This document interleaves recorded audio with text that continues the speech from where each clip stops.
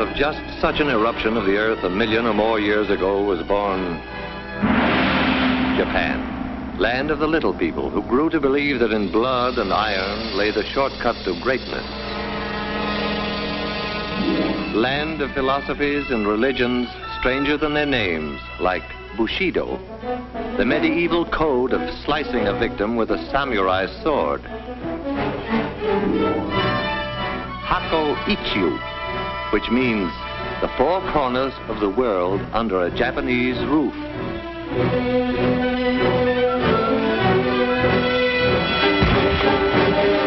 And Shinto, which assures its people that the answer to all things comes from the skies. The truth of that one they were to discover. Old Japan was primitive. The history of the new Japan is a story of successful copying. On a tradition of peace and love of the soil, the new Japan suddenly turned its back and copied our locomotives, our planes, our great ocean-going liners. Even Tokyo might have been transplanted bodily from the Western world.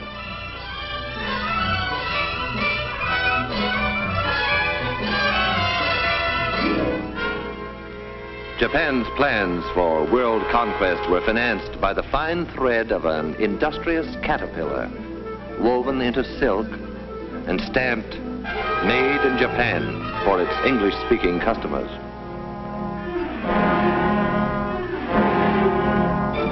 Soft silk sent away for hard scrap iron to be forged into weapons and returned to us eventually in hate.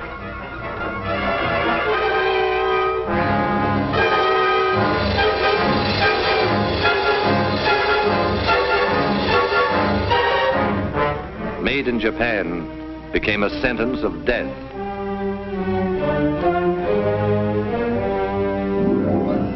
How will it end for the little people who wanted to enslave the world? The answer to that was to come, like the answer to all things, from the skies. Only when it came, it was to be stamped, "Made in America," as it was, for instance, on Doolittle Day,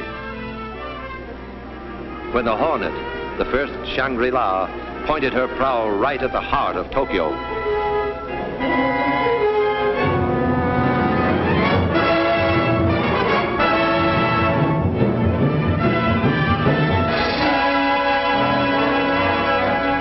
This was the first brief answer to Japan that came from the skies. It was not to be the last. General Doolittle vowed, "We're going back to Tokyo, and we shall go in full array and with mighty allies." A weapon was ready.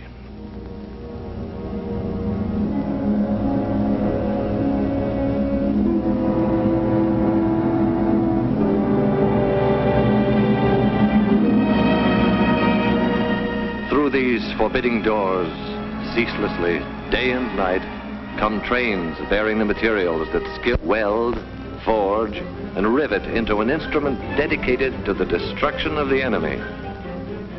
This is only one of many plants that one day appeared where just the day before, it seemed, was pasture land, or the place where they were building washing machines. When the workers reported for the first time, few of them guessed the exact nature of what they were building. They knew that a giant plane would result, but beyond that it was largely conjecture. But then the day came, inevitably, when the pieces of their jigsaw began to fit together. The day when the mountains of material and the millions of man-hours all combined to confirm the assembly line rumor, the washroom gossip, and their honest-to-God American curiosity. They were building the mightiest aircraft in history. They were building a plane for the Army Air Forces that would reduce the huge fortresses and liberators to medium bombers. They were building the Boeing-designed B-29 Super Fortress. And this is how they built it. Enough aluminum is stored here to lay a silver carpet over every street in Tokyo. Aluminum sheet to be brought to life by these machines and the workers who operate them. They give it shape and personality. Their stamping machines, their presses, lathes and drills, coax it and pound it and pierce it into the multiple patterns prescribed in 50 tons of blueprints. It was bauxite a month ago, dead in the ground. Miners dug it out of the Arkansas hills. And then in some distant factory, bauxite came in at one end, an aluminum sheet rolled out the other. One day from now, in the stratosphere above the clouds, it will mirror the sun.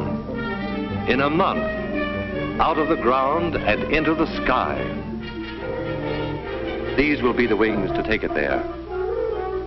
From the confusion of manpower and equipment within this massive jig will emerge the fabulous 117, a wing of completely new design, which will carry more weight, faster and higher than any other wing.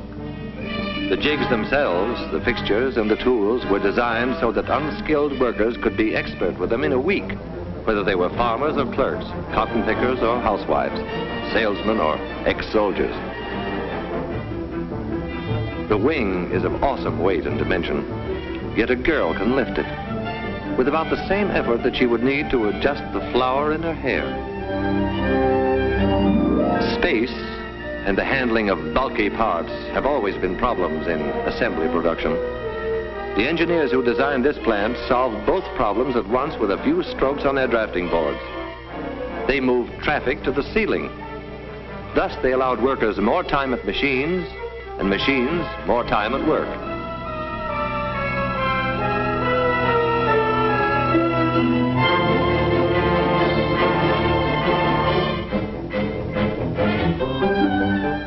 Here is the wing in a more advanced stage. If the workers imagined for a moment that they were in a shipyard, it would be understandable. The Mayflower was shorter from stem to stern than each of these wings from tip to tip. All the pilgrims who landed at Plymouth Rock could curl up within the gasoline compartments in the wing and sleep no less comfortably than on their long Atlantic crossing.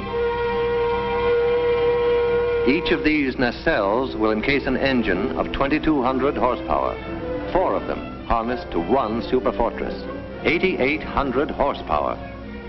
What does that mean? Horsepower means more than 300 miles an hour. Horsepower means flying high enough to see all the New England states at once. Horsepower means victory in the air. When these skeleton nose sections are enclosed in aluminum and glass, they will be the most comfortable cockpits a bomber ever had. The windows cannot cloud or frost. The pilot's instrument panel is less complex than the dashboard of an automobile. Soundproofing allows talk without the interphone. And because the entire compartment is a pressurized tank, the air remains practically constant from prairie level to the rarefied atmosphere over the Himalayas. Back of the control cabin is the huge center section. Here the wings will be set. Here the bomb bays will hold the greatest weight of death ever lifted into the skies. Toward the tail, another big pressurized chamber will house the rest of the crew, except the rear gunner, who has a cabin to himself. If in some stratospheric emergency, a crew member must travel between front and rear pressurized compartments, he can slither through this connecting tunnel. An armor glass observation blister. Durable, crystal clear, eyes of every superfortress.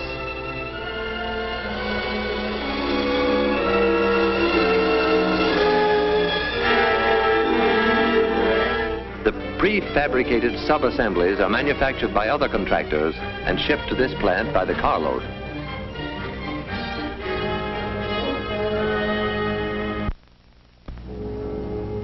What has been shown here is being duplicated in plants all across the country. Identical miracles of modern machinery, nursed and tended and made productive by people who look and think like these people. The fair, the dark, people with deft hands and unblinking eyes, the strong with their willing muscles, and those less strong but as willing, the braided schoolgirls, the white-haired grandmothers, the old young, the young old, the little ones and the less little ones, working together in intimate harmony. Their product, death. Their goal, peace. These workers are the lucky ones who see the finished product of their labor roll off the line. Every hour of every day, they are witness to this awe-inspiring ceremony, this tremendous wedding of material and man-hours, this climax in the history of man's conquest of the air.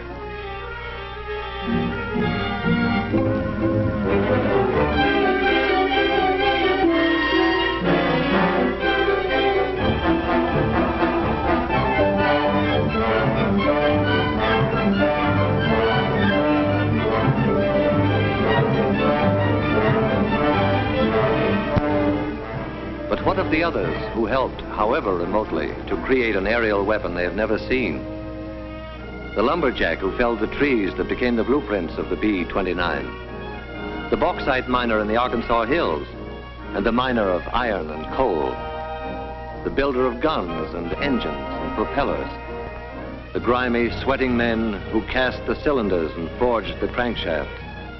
The maker of tires, electrical equipment, instruments and safety wires, the citizens who paid for the superfortress with their purchases of war bonds. Theirs are isolated lines of effort, initiated all across the land and converging eventually beneath this vaulted roof. Here, the sum of their energies assumes shape and stature and meaning. Here is the final meeting of every effort and every part.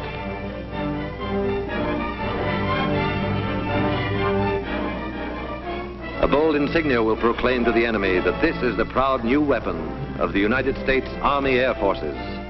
But it is our plane, too, because we, the people, built it.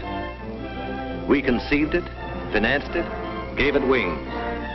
We powered it and armed it, and our sons and brothers fly it. The function of the people's superfortress is to break the race who turned their backs on reason, to spin them around to face the peaceful way of living. It is the people's answer to all the sneak raids, all the death marches, all the stabs in the back. It is our memorial to the fighting men who were not afraid to die, who bought with their lives the time we needed to make the weapons to win the war.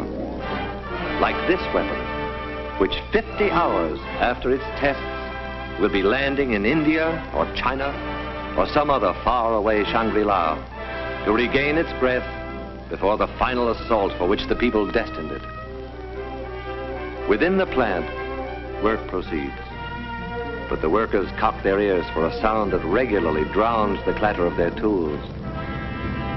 It is more than a sound. It is a song. This is the song they hear.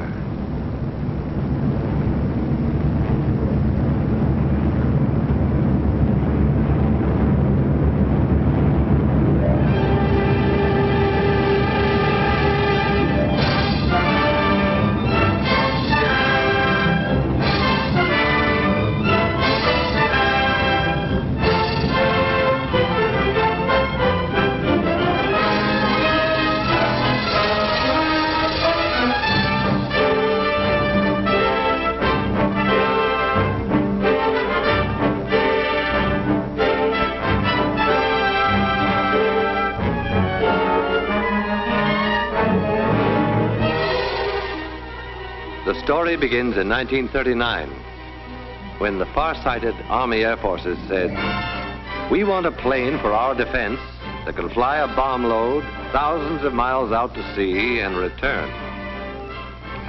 After 6 months' work, there was a tiny model which spent the next 6 months in a wind tunnel. And then there was a full-scale model which was subjected to every punishment man could devise for it. Only after a year of such tests did the Air Forces let contracts for planes that would be built to fight. The B-25 Mitchell is a big, strapping bomber, 67 feet across the wings, but it could reach Japan only if it took off from an aircraft carrier. Much bigger is the famed B-17 Fortress. 104 feet from wingtip to wingtip, it has ranged 1,400 miles over Japan's island conquests. but it cannot reach Japan itself from any base we now hold. The superfortress, wingspan 141 feet, longer than the Wrights' first flight through the air at Kitty Hawk. Range, altitude, and bomb load, secret, though the Air Forces do say of them laconically.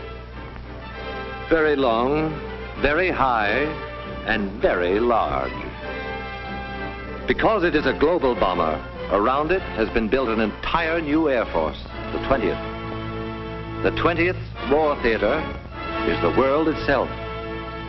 Its operations room is the war room of the Chiefs of Staff in Washington. Its planes will be treated as a major task force, in the same manner as a naval task force is directed against a specific objective. Watch it come in for a landing. A revolutionary set of flaps that constitutes nearly 1/5 of the wing area gives the ship a low landing speed and a shorter landing run than many a plane half its size. All this great weight of superfortress is supported by a tricycle gear whose tires require less pressure than a child's bicycle.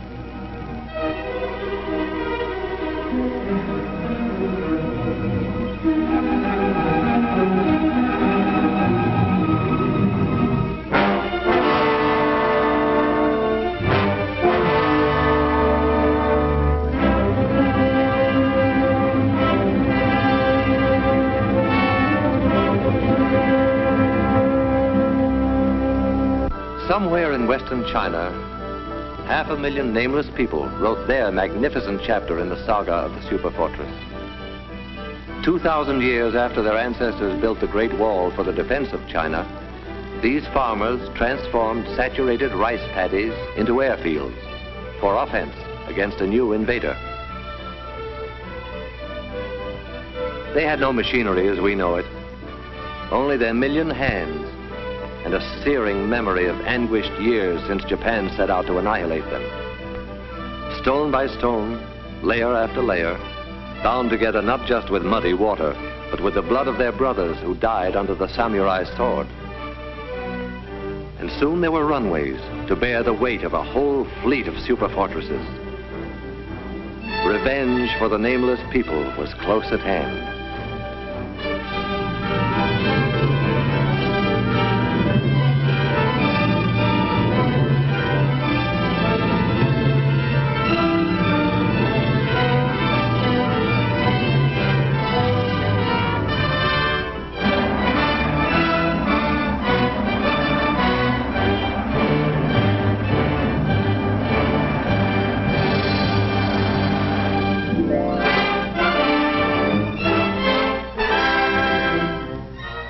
Even in China, land of miracles, the arrival of the superfortress is an occasion for everyone to turn out in curiosity and in welcome.